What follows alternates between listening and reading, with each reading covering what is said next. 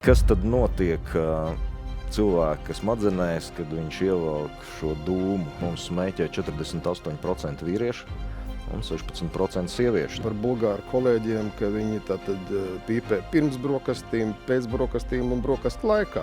Mēs zinām, ka bez palīdzības patiesībā tikai katram 20. ja 5% no smēķētājiem izdodas atmest. Klīš šīs te leģendas par vecstāvu, kurš smēķē līdz 90 gadiem un nekas ar viņu īpaši nenotika. Vajadzētu apzināties, ka nekad nav par vēlu atmest. Ja mēs paskatāmies uz sievietes kājām, uzreiz var pateikt, ka viņi smēķē.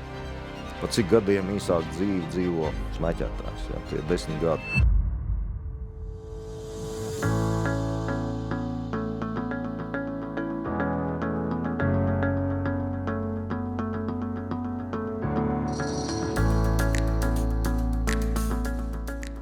Labdien! Es esmu daktaris Māris Bukovskis, pneimologs, Latvijas Universitātes medicīnas un dzīvības zinātņu fakultātes asociētais profesors,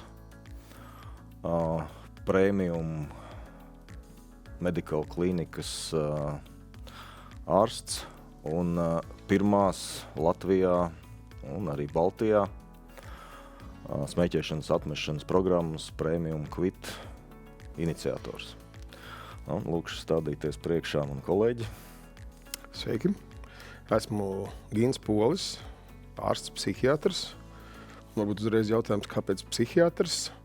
Tā kā mēs šodien runāsim par smēķēšanas atmešanas jautājumiem, tad ar smēķēšanu saistītie traucējumi esošajā klasifikatorā tiek klasificēti sadaļā psihisku un uzvedības traucējumi.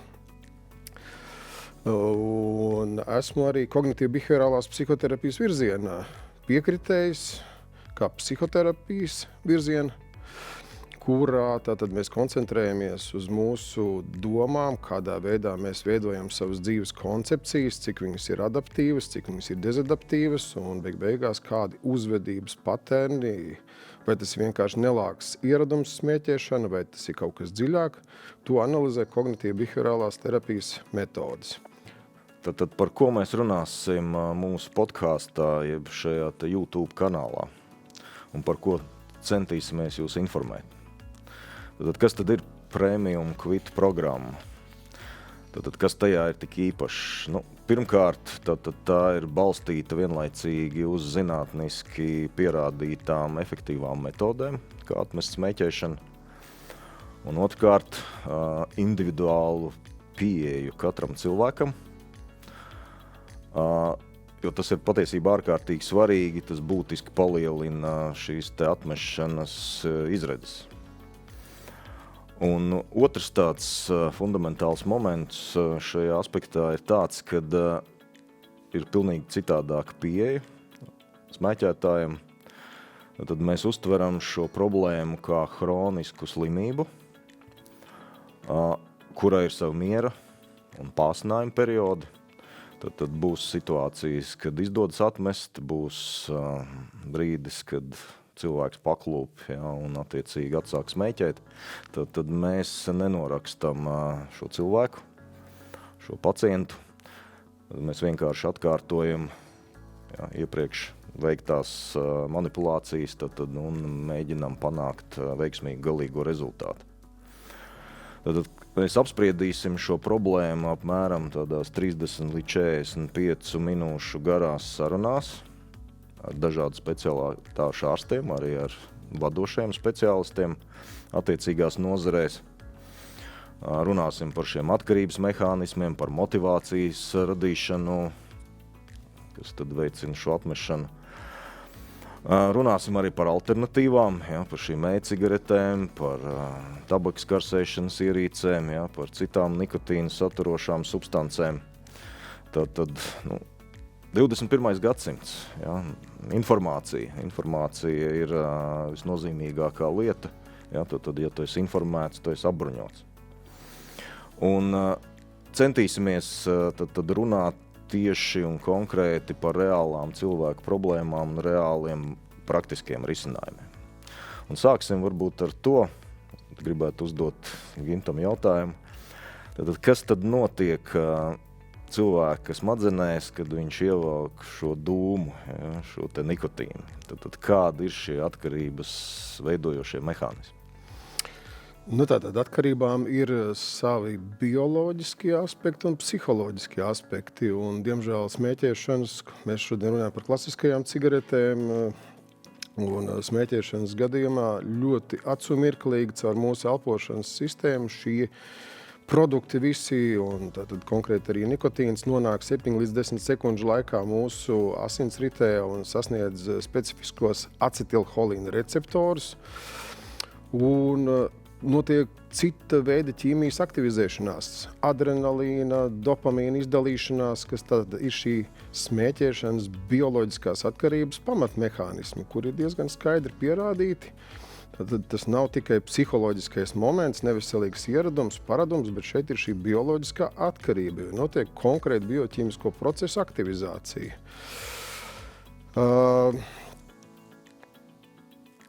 Sākotnēji tas ir ar tādu mobilizējošu, tonizējošu efektu, kā saka, aktivizējās beigt vai uzbrukt mūsu sistēma, parādās šis tonus, un pēc tajā brīdī, kad organisms jau ir pieradis un kad šī atkarība ir noformējusies, tad jau ir grūti saprast, kur ir vista un kur ir ola. Uz stresa fona abstinence padziļina šo stresa sajūtu, diskomforta sajūtu, un cilvēks īsti vairs neievelk to produktu plaušās, tāpēc, ka viņš grib nomierināts, bet tāpēc, ka viņam ir jākupē abstinence, kas ir uz stresa fona attīstījusies un izveidojās savu veidu aburtais loks, kaut kāds ieraduma loks, stress, problēmas, smēķēšana kā šīs problēmas modificētājs, bet dziļākajā būtībā cigaretes tātad nav nomierinošas, viņas taisnība otrādi ir tonizējošas. Tad sanāk, ka patiesībā nikotīns nenomierina, bet tieši pretēji. Ja, tad nikotīna trūkums izraisa šo te trauksmi, šo te nemieru. Jā. Ja, un attiecīgi šī cigarete it kā apmierina šo te vēlmi. Protams, tur ir vēl šie te papildus aspekti, vai ne? Rituālā komponente. Cilvēks distancējās no kaut kādas vides, piemēram, aiziet maliņā papīpēt. Viņš distancējās no kaut kādas komunikācijas, kas izraisa šo nepatīkamo kaut kādu stresa sajūtu. Beigās smēķēšanas pirmsākumi Ziemeļamerikā un Amerikas indiāņu pamatiedzīvotāji miera pīpe kā harmonijas atjaunošanās simbols. Jā, protams, ir ļoti daudz rituālās komponentes, kuras arī spēlē kaut kādu zināmu lomu. Bet tas viss ir jāanalizē, tā skaitā, kā cilvēks dzīvos tālāk, kad viņam tiks atņemti šie te instrumenti, kurus viņš lēnām pamazām ir veidojis un modificējis ilgstošu gadu garumā un pieradis viņus lietot. Ļoti labs piemērs, ja, par šo te miera pīpi un indiānu, ja, kurš varbūt ir sastresojies, ja, tad bizoņi nav, ja, vai arī tad karš starp dažādām ciltīm, ja, un manuprāt, ja, tad tāds ļoti spēcīgs piemērs tieši par šo rituālu nozīmi smēķēšanā, par kuriem mēs arī runāsim mūsu. Beigās elpošanas, relaksējošās, nomierinošās elpošanas paradoxālā veidā savā ziņā smēķētājs pat to dara, jā. Viņš paņem šo te objektu un sākt veikt dziļās elpošanas vingrinājumus, vērot dūmus, tā kā kaut kādā tempļa atmosfērā. Tur ir šie mehānismi, diemžēl, iekšā. Kāpēc vispār mums būtu jārunā par šo smēķēšanas un atkarības problēmu? Mēs paņemam vienkārši globālus skaitļus. Tad pirmkārt, cik tad pasaulē ir smēķētāji? Jā, apmēram 1,1 miljards cigarešu smēķētāji. Šeit uzreiz rodas jautājums, ja mēs, vai cilvēki vai tauta uztraucās par Big Pharmu, ja, kas pelna lielu naudu pārdodot. Man kā psihiatram uzreiz rodās jautājums, ja tie, kam ir tendence meklēt šīs tādas tā sauktās sazvērstības teorijas, šeit ir cipari demonstrē tiešām reāli pasaules iedzīvotāju skaita samazināšanās, tā teikt, ieroci. Apzināti ieroci. Apzināti ieroci. Tad milzīga peļņa, ja mums 1 eiro uz vienu cigarešu paciņu, ja, tad 1,1 miljārds eiro dienā vai dolāru. Labi, puspaciņa, pusmiljārds dienā, tātad tā ir milzīga nauda un savā ziņā arī milzīga vara. Līdz ar to lēnām, pamazām likumdošanai pilnveidojoties, tomēr izdodas virzīties uz priekšu un, tā teikt, ierobežot šo visu, bet, tātad par tiem cipariem. Jā, tad parunāsim par Latviju. Jā, tad kā mēs izskatāmies uz pasaules fona. Mums ir 2024. gada Nacionālās veselības un labklājības pētījuma dati, un patiesībā es biju mazliet pārsteigts, negatīvi pārsteigts, jo iepriekšējie dati bija labāki. Jā, šobrīd ir situācija, kad mums smēķē 48% vīriešu un 16% sieviešu, tad vidējais rādītājs aptuveni 32%, jā, kas patiesībā ir augstāks nekā visur citur pasaulē, jā, kur smēķē 32% vīriešu un apmēram 7% sieviešu. Ir zemes, kur sievietes nesmēķē praktiski nemaz dažādu šo te kultūras un reliģisku apsvērumu dēļ. Vīrieši smēķē daudz vairāk, bet jebkurā gadījumā šis vidējais skaits mums ir augstāks. Ja mēs paskatāmies uz karti, šo Eiropas karti, tad 34%, tas ir vairāk nekā Igaunijā vai Lietuvā attiecīgi. Kas tad ir varbūt tie līderi šeit? Tā ir Bulgārija, tā ir Serbija, tad arī Horvātija, arī Grieķijā smēķē vairāk nekā Latvijā. Par to ir bijusi iespēja pārliecināties personiski. 20 gadi tas ir diezgan sen atpakaļ, kad starptautiskā konferencē mēs drusciņi iesmējām par bulgāru kolēģiem, ka viņi tātad pīpē pirms brokastīm, pēc brokastīm un brokastu laikā. Bet tie paši bulgāru kolēģi bija tie, kas teica, mēs ļoti mīlam Albānijas aviolīnijas, jo tur joprojām drīkst smēķēt. Tas ir tātad vēl 20 gadus atpakaļ varēja smēķēt lidmašīnā atsevišķās aviolīnijās. Kas, protams, tika skaidrots ar to, ka ir vāja likumdošana, ir liels pieprasījums pēc smēķēšanas lidojumos. Un relatīvi nesenā pagātnē, pagājušajā gadā arī starptautiska konference Belgradā, Serbijā un konferences noslēgumā oficiālais konferences fotogrāfs absolūti bez problēmām fotografē visus klātesošos un viņam ir cigareti rokās un nevienam tas īsti nesagādā nekādu diskomfortu.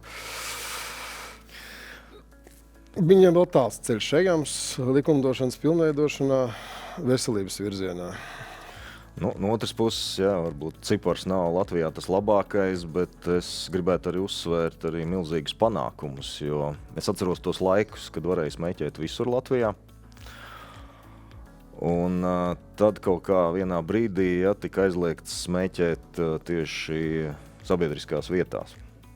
Un tas jau bija sen, tas bija 2006. gads, un es jau biju pieradis pie tās situācijas, kad nekur sabiedriskās vietās nesmēķē. Un tas visdramatiskākais pārdzīvojums man bija Maskavas lidostā, kur es ierados uz lidojumu, apsēžos kafejnīcā pie galdiņa, un tad apmēram 15-20 minūšu laikā man visapkārt 4 vietās apsēžās tad citi cilvēki pie citiem galdiņiem un sāk smēķēt. Un tad es sapratu to milzīgo pozitīvo nozīmi. Tomēr daudz kas ir izdarīts. Ir arī daudz kas izdarīts un arī pozitīvas tendences, un tas jau arī nav gājis mazumā arī šobrīd. Bet atgriežoties pie problēmas, kas tad ir cigarešu dūmi? Es gribētu parādīt vienu tādu ciparu. Tad kurš var pateikt, kas tas ir par ciparu? Mēs runājam par miljoniem ļoti bieži, par miljardiem diezgan bieži. Vēl triljoni. Pieminam triljonus, bet kas tur tālāk nāk, vēl kāds varbūt zina vārdu kvadriljoni. Tad šis cipars ir 941 kvintiljons. Tas ir viennieks ar 20 nullēm. Būtībā tik daudz molekulu ir vienā dūmā, ko smēķētājs ievelk savās plaušās. Tad vairāk kā 7000 ķīmisku savienojumu. Mazliet amizanti ir tas, ka gadiem ejot, tas cipars pieaug, bija 4000, es atceros, bija 5000, bija 6000, šobrīd vairāk kā 7000. Un būtu vērts atcerēties tomēr, ka 70 no viņiem ir skaidri un pārliecinoši pierādīti kancerogēni. Nitrozamīni, benzpirēns, formaldehīds. Formaldehīds, es domāju, mums abiem asociējās ar anatomikumu un iekonservētiem līķiem. Jā. Bez tam atceramies, ka cigarešu dūmi satur tvana gāzi. Ja, tvana gāze ir savienojums, kas ļoti labi pievienojas hemoglobīnam, ja, 200 reizes aktīvāks nekā skābeklis. Ja, tad līdz ar to iznāk situācija, ka patiesībā mēs ar šo CO ieelpošanu, ja, sevi lielā mērā smacējam.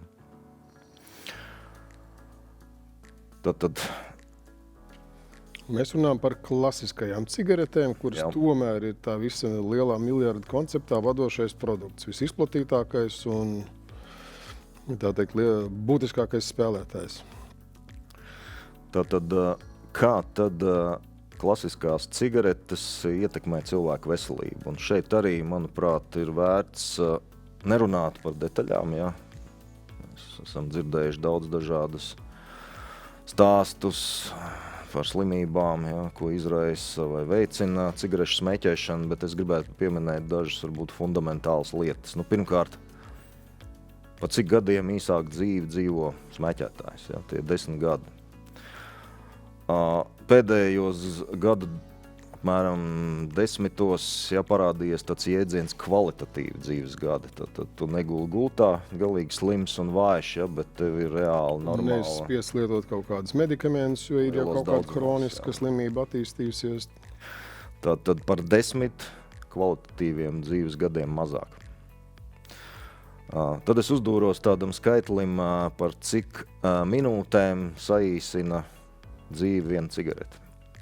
Atbildi, manuprāt, diezgan iespaidīgi 11 minūtes.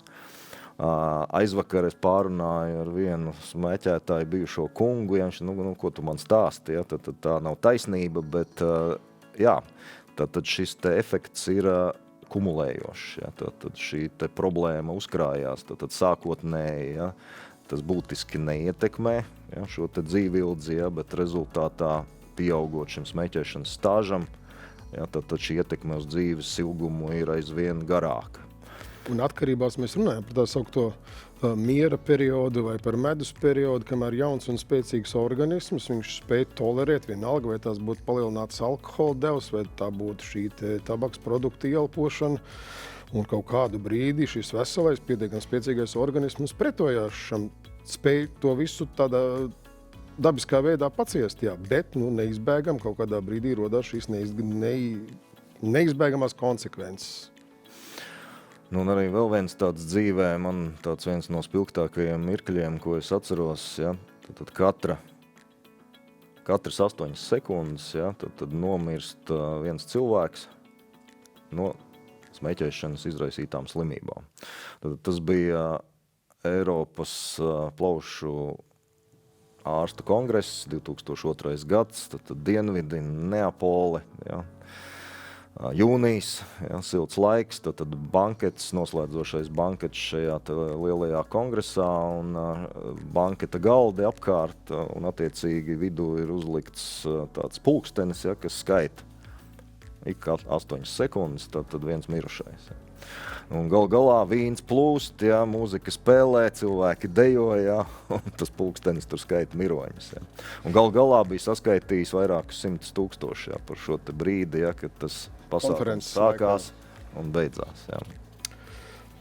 Jā, diemžēl.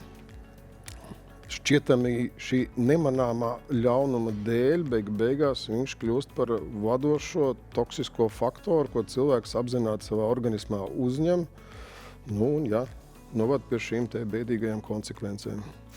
Būtībā, ja mēs salīdzinām varbūt ar šīm narkotikām, ar alkoholu, tad ņemot vērā to ļoti plašo izplatību un ārkārtīgi daudzveidīgo negatīvo ietekmi, tabaku var uzskatīt par civilizācijas vēsturē visnozīmīgāko pieejamo indīgo vielu sakopojumu.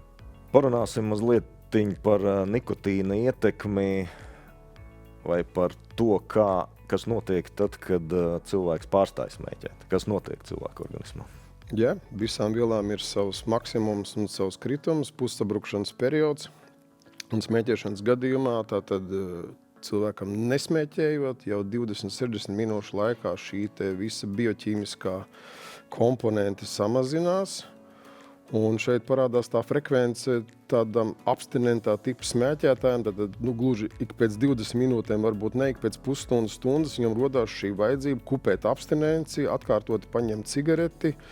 Ja mēs pēc pulkstenes panelizēt, tur tās 2 paciņas dienā arī tā iezīmējās, vai ne? Ko līdz nokrītās koncentrācija, tā vajag atjaunot šo vielu efektu un paņemt nākošo cigareti. Bet attiecīgi tas viss būtiski samazinās jau pēc 2 stundām, un 2-8 stundu laikā būtiski krītās visu šo vielu koncentrācija, un tie arī varētu būt tie sarežģītākie brīdi saistībā ar abstinenci, kad cilvēkam ir vislielākā tieksme, dziņa atkal atjaunot šo vielu koncentrāciju, atkal uzsmēķēt. Bet beigās jau tomēr tas viss nav šeit nolemtība un nepārvarāmas grūtības, lai to nevarētu nokopēt, tā skaitā ar palīglīdzekļiem dažādiem. Tad ne jau vēl tik es te uzaicināju jau uz šo te pasākumu. Zinu, ka tu esi bijušais smēķētājs un ka tev ir izdevies to pārvarēt. Ja. Pazīst drēbi, ja, es varbūt pat neesmu tas cilvēks, kurš varētu mācīt citus, ja, kā atmest smēķēšanu, jo patiesībā es esmu absolūts nesmēķētājs. 3 vārdos varbūt es izstāstīšu. Tad vienīgā reize, kad es mēģināju uzsmēķēt, bija rudens. Un mana gadu gājumā cilvēki atcerās, bija tāda lieta, ka rudenī visus no skolas sūtīja strādāt kolhozā uz lauku. Kartupeļus lasīt vai cukurbietas vākt. Jā. Un toreiz bija lietus augsts. Un nezinu, kāpēc man ienāca galvā tā doma, ka, ja es uzsmēķēšu, man paliks siltāk. Jā. Es uzsmēķēju, man nepaliks siltāk, un ar to arī visu man smēķēšanas karjera ir beigusies. Bet lūdzu, pastāstīt, kā tev Jā, man tomēr smēķēšanas stāsts vismaz bija kaut kādi 4-5 gadi. Tas kaut kādā mērā bija saistīts ar dienestu armijā, kur atkal ir citi paradumi un cita attieksme pret smēķētājiem. Tas skatā pret nesmēķētājiem. Nesmēķētājiem nevajag pīpauzes, vai viņi var turpināt darīt kaut kādu procesu, berst kaut ko, militāro tehniku. Lasot zāli no šejienes līdz vakaram. Apmēram, jā. Diemžēl tā realitāte bija tajā laikā. Un, motivācijas tāds traģiskākais gals ir mans tēvs, kurš smēķē no pusaudžu gadiem. Un, būdams tieši precīzi manā vecumā, bija diemžēl nopelnījis plaušu vēža diagnozi. Un plaušu vēzes pusgadu laikā viņa arī uzveica.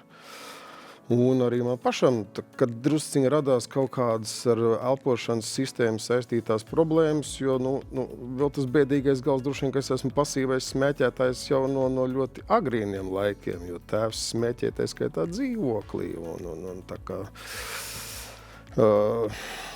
plaušas ir beigās mans vājais orgāns, un labi, ka tajā brīdī tomēr kaut kā. Un tā skaitā studējot medicīnu, smēķētāja loks strauji samazinājās, attieksme pret smēķēšanu mainījās, jā, šie ar veselību saistītie faktori. Un vasaras pārtraukumā darbs laukos un distancēšanās no smēķēšanas, tātad mazāk šo triggeru, kairinātāju, provokātoru faktoru. Un būtisks faktors bija pēc kādiem 6 mēnešiem, kad man jau radās šī šķietamā kontrolas sajūta. Es taču varu atļauties vienu cigaretu uzpīpēt, trāpījās labs draugs, kurš man uzsita pa pirkstiem un teica, beidz, tu jau 6 mēnešus nepīpē, neaiztiec. Un kopš tā laika ir pagājuši vairāk kā 30 gadi, un es tiešām neesmu nevienu cigaretu izsmēķējis. Un tā kā jūtos drusciņi lepns ar to. Es domāju gan. Jo mēs zinām, ka bez palīdzības patiesībā tikai katram 20, ja 5% no smēķētājiem izdodas atmest. Tagad tas ir, varētu teikt, liels sasniegums dzīvē, un šeit mēs runājam arī par motivāciju, un arī mēs runāsim mūsu nākamajās tikšanās reizēs. Tad ir traģēdija personīga ģimenē kā viens no iemesliem, ja? Vai arī būs cits cilvēks, ja, kuram varbūt svarīgāk ir tas, ka viņš ir izdarījis, paveicis to, ja, ko 95% nevar parastos apstākļos. Labākais, protams, ir Māra variants. Un pagājušajā gadā bija arī projekts, kurš izskanēja publiskajā telpā Nesāc. Bet, ja esi sācis, ja, tad arī viens no šiem te premium kvit programmas varbūt tiem galvenajiem momentiem, ja, būs meklēt šo motivāciju, ja, šo personīgo varbūt slēdzi, ja, kas tad padarīs, ja, šo procesu iespējamu un arī ar ilgstošiem pozitīvu iznākumu. Ja. Tad meklēsim šīs kognitīvās atslēgas, kādā veidā to dzīves modeli pārstruktūrēt, izmainīt, lai viss darbotos labi arī bez šī te destruktīvā palīglīdzekļa, cigaretes. Tad dažādi šie faktori. Ja. Personīgā pieredze, ja. Citam būs, piemēram, rūpes par ģimeni, ja. Tad šī pasīvā smēķēšana, galā finansiāli apsvērumi, ja, jo patiesībā tas ir dārgi smēķēt. Man ir tāds viens piemērs, ja, kad es savā laikā veidoju lekciju ja, šim ārstiem, ja, attiecīgi par smēķēšanas atmešanas procesu. Es uzdūros tādam rakstam Jordan Times. Tad mēs zinām, ir tāda valsts Jordānija, tuvajos austrumos. Ja, izrādās, tur cilvēki vidēji smēķētājs tērē $103 mēnesī, ja, cigaretēm, kas ir 20 līdz 30% no viņa ienākumiem. Ja, tad trešā daļa ienākuma aiziet cigaretēs. Ja. Un tad papildus bija pielikts klāt, ja augļiem viņi tērē $38. Ja, tad 3 reizes mazāk. Tad kāpēc ir sarežģīti no šī psiholoģiskā viedokļa atmest? Ja? Kur ir tā problēma? Kāpēc tas tā ir? Ne, pareizi jau tu saki, tātad šī te problēmas būtība ir jāatšifrē. Vai tas ir kaut kāds šis sociālais faktors, sociālais spiediens, man jābūt ritīgam, kārtīgam vecim, kurš smēķē un diemžēl ir nācies saskarties ar to, ka, teiksim, tajā pašā medicīnas iestādē smēķētavā notiek pašas vērtīgākās profesionālās diskusijas. Mediķi, diemžēl, smēķēšanas statistikā nebūtu nav tajā labākajā galā, kas ir paradoxāli. Šādi šis sociālais faktors vienkārši aizbēgt no tās darba vides. Vienīgais pieņemamais veids ir paņemt šo pīpauzi, jo ir paredzēta vieta smēķēšanai, un cilvēks tādā veidā var atrauties no datora, paņemt šo mazo pārtraukumu. Labi, ir, teiksim, šīs te vides, kurās smēķēšanai cits status, vai tā būtu, teiksim, militārā vide, teiksim, kaut kāda fronte, vai ne, kur tā cigarete varbūt ir tāds, tiešām savu veidu glābiņš, vai ne. Bet, tātad mēs ar Māru šī projekta ietvaros vērtējam arī cilvēku tātad gatavību atmest, vai viņš šajā brīdī ir pietiekami spēcīgs, pietiekami resursiem apveltīts, lai viņš varētu šo savu apņemšanos, tātad motivāciju, soļus, kas jāveic, visus parametrus, kam mēs sekojam līdzi un vērām, vai viņš ir gatavs to visu izdarīt arī. Tas ir būtisks faktors, ja cilvēks pie manis atnāk un es tagad no rītdienas dzīvošu veselīgu dzīvesveidu, nedzeršu, nepīpēšu, visu uzreiz, tām ir jābūt ar pārdomu, konsekventi un balstoties tomēr uz kaut kādiem iekšējiem resursiem. Un tā skaitā ļoti labi vizualizējās visas šīs te ķermeniskās komponentes, kuras Māris var vizualizēt, izmērīt, parādīt, pierādīt, kas ir sākuma punktā un kas ir tālāk turpmākajā gaitā, kad cilvēks jau ir atmetis smēķēšanu, kādi parametri objektīvi mainās. Tad kas tad mainās, tad, kad mēs pārtraucam smēķēt? Ja, varbūt iziesim tādā laika skalā garākā cauri. 20 minūtes, ja normalizējās sirds ritms, ja, kurš ir pātrinājies uz adrenalīna un kortizola izdalīšanās rēķina. Tad 8 stundas vēlāk tas CO nejaukais, ja, sāk iet ārā no asinīm, ja, tad normalizējās šī skābekļa piegāde organismam. Ja, apmēram pēc 12 stundām, ja, šis efekts izzūd pilnībā. 48 stundas, ja, labosies smaržas un garšas sajūta. Ja. 72 stundas, ja, tad tās mazās skropstiņas, kas ir elpceļos, ja, kas tur visu laiku kustās, ja, un darbojās, kurām milzīga nozīme, ja, viņas sāk atkopties. Ja, no šiem plaušas sētnieks, kurš izslauk ārā visus tos putekļus un gružus, ko mēs ielpojam, beidzot sāk strādāt stabilā ritmā, un tā kā tam būtu jābūt. Tad, klepus pāries, kā kuram, tas arī atkarīgs varbūt no smēķēšanas stāža un jau kaut kādām slimībām, ko cilvēks ir kronisks bronhītu jau nopelnījis, smēķēšanas laikā, tad apmēram mēneša 2 līdz 9 laikā, tad pāriet klepus. Un tie pacienti to arī pasaka. Tad es esmu pārsteigts, man pagāja 6 nedēļas un pārgāja klepus. 2 nedēļu laikā tad normalizējās visi asins cirkulācijas, asins reces rādītāji. Ja. Tad, kas ir svarīgi šajā situācijā, kad risks saslimt ar akūtu sirds asinsvadu slimību, šajā brīdī sāk samazināties. Par to mikrocirkulāciju nevelti plaukstas ķirurgi pēc operācijām ir ļoti kategoriski noskaņoti pret smēķēšanu, jo tas šo te mikrocirkulāciju un dzīšanas procesu ļoti būtiski ietekmē. Savā laikā es ar savu bijušo šefu, docentu Viesturu Šiliņu, viņam bija tāds, manuprāt, ļoti interesanti tāda piezīme, ja mēs paskatāmies uz sievietes kājām, uzreiz var pateikt, ka viņa smēķē. Šie mikrocirkulācijas traucējumi, uz kājas āda paliek nesmuka, es atvainojos. Tad vēl viens aspekts. Pēc mēnešiem 3 tad plaušu funkcija uzlabojās smēķētājiem, apmēram par 10%.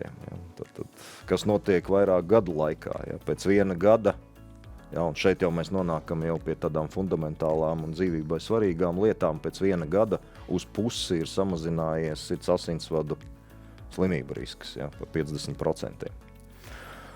Diemžēl dažādi vēži, tad šie vēžu riski arī mazinās pakāpeniski, tas atkarīgs no šīs vēža formas, bet šajā gadījumā pēc 10 gadiem varētu teikt, ka ir uz pusi samazinājies, bet tikai uz pusi plaušu vēža risks. Un, diemžēl, te es gribētu brīdināt šo smēķētājus vēlreiz, kad, diemžēl, šis risks pilnībā nekad nepielīdzinās nesmēķētājiem. Un 15 gadi, tad vēl garāks nogrieznis, tad, ja jūs neesat smēķējis 15 gadus, tad jūsu sirds infarkta risks varbūtība, ir atgriezusies nesmēķētāja līmenī, ar ko arī varētu arī šo cilvēku apsveikt. Tad pirmkārt, vajadzētu apzināties, ka nekad nav par vēlu atmest. Smēķētāju vidū klīst šīs te leģendas par vecstāvu, kurš smēķēja līdz 90 gadiem un nekas ar viņu īpaši nenotika. Diemžēl tomēr tā ir staigāšana pa mīnu lauku. Cilvēkiem ir raksturītas dažāda veida riska uzvedības formas, un diemžēl smēķēšana ir viena no šīm riska uzvedības formām. Un kāpēc būtu pa to mīnu lauku jāiet un īsti nezināt, kurā brīdī tā mīna sprāks un cerēt, ka es būšu tas vienīgais izņēmums, kuram tā mīna nesprāks. Dažiem izdodās pārskriet tam mīnu laukam pāri. To vēsture arī parāda, bet centīsimies netestēt mūsu veiksmes robežas. Un otra lieta noteikti vajadzētu pieminēt, kad, protams, nevajadzētu arī pārāk ilgi vilkt garumā, tad atlikt pārāk ilgi šo te lēmumu. Es atkal šajā aspektā uzgrūdos tādai vienai anekdotei. Ārsts pacientam saka, ja jūs atmetīsiet šobrīd smēķēt, tad dzīvosiet pa 20 gadiem ilgāk. Un pacients tāds apmierināts paziņo, tad es atmetīšu smēķēt 80 gadu vecumā. Droši vien tas nebūtu tas labākais, kā to darīt. Tad jebkuram smēķētājam, kuram ir ielavījusies galvā doma, kad ir tomēr laiks kaut ko darīt, ir laiks pievērsties šim smēķēšanas atmešanas procesam, un neatkarīgi no tā, vai ir pārliecība, ka izdosies, ja būs tādi, kuriem viņi ir, un vai šīs pārliecības nav, tad vajadzētu ķerties vērsim pie ragiem, un arī mūsu Premium Quit programma tad var palīdzēt šajā situācijā. Var visu kaut ko darīt arī uz savu personisko resursu pamatu, izlasīt Alana Kara grāmatu, uzdot šos jautājumus saistītos ar veselību mākslīgajam intelektam. Viņš pietiekami labi apkopo informāciju un dod pietiekami sakarīgas padomas. Tā kā var sākt arī neinvestējot ļoti nopietnus līdzekļus, ja jūs esat mēģinājuši vairāk kārtīgi un kaut kas nav sanācis, tad labāk meklējiet kaut kādu profesionālu palīdzību. Tad pieslēdzaties mūsu nākamajām programmām. Jā, mēs runāsim par visiem šiem jautājumiem. Es skaitā par citiem produktiem, kas ir apritē un no citas puses rada drusciņi atšķirīgus riskus un atšķirīgu ietekmu uz veselību. Tad es domāju, būs gan noderīgi, gan arī zināmā mērā interesanti. Jā, un nākamajā reizē mēs runāsim, kā tad to darīt. Paldies!